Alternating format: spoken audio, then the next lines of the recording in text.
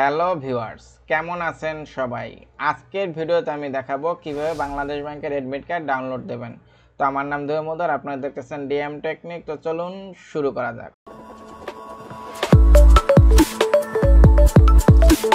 তো সেজন্য প্রথমে যে কোনো একটা ব্রাউজার ওপেন করবেন, এরপর এখানে গিয়ে লিখবেন রিকোয়ারমেন্ট, এরপরে যে প্রিন্ট অ্যাডমিট কার্ড এটার উপর ক্লিক করবেন।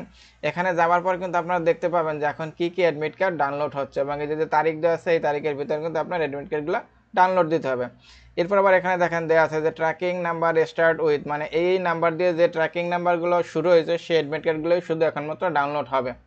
এখন দেখেন বাংলাদেশ ব্যাংকের অ্যাডমিট কার্ড কিন্তু আপনার দুইটি উপায়ে ডাউনলোড দেওয়া যায়, একটা হচ্ছে আপনার সিবি আইডেন্টিফিকেশন নাম্বার আর একটা হচ্ছে আপনার জব ট্র্যাকিং নাম্বার। এখন আপনারা অনেক সময় কনফিউজড হয়ে যান যে সিবি আইডেন্টিফিকেশন নাম্বার কি আর জব ট্র্যাকিং নাম্বার কি।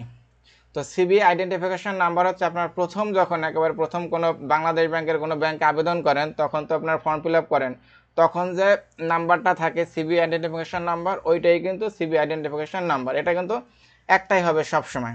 আর জব ট্র্যাকিং নাম্বার আপনারা যে কয়টা আবেদন করবেন সেই কয়টা জব ট্র্যাকিং নাম্বার হবে। এখন ধরেন আপনি এই যে সিবি আইডেন্টিফিকেশন নাম্বার দিয়ে অ্যাডমিট কার্ড ডাউনলোড দেবেন, প্রথম কিন্তু আপনার এই যে ঢুকলে পরেই থাকবে জব ট্র্যাকিং নাম্বার আর পাসওয়ার্ড, এটা কিন্তু খুব সহজ।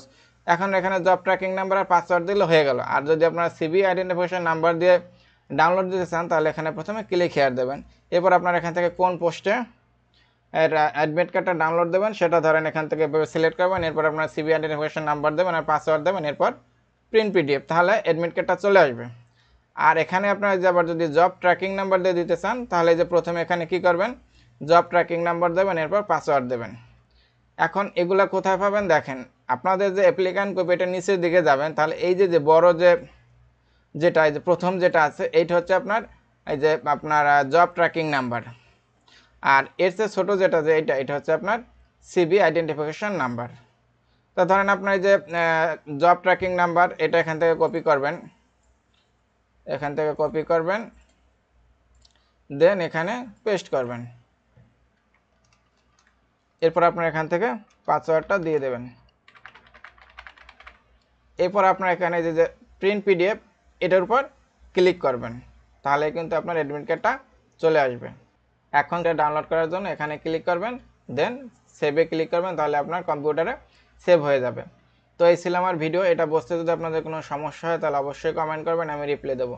ভালো থাকবেন সবাই, নিজের খেয়াল রাখবেন। Thank you, bye, take care.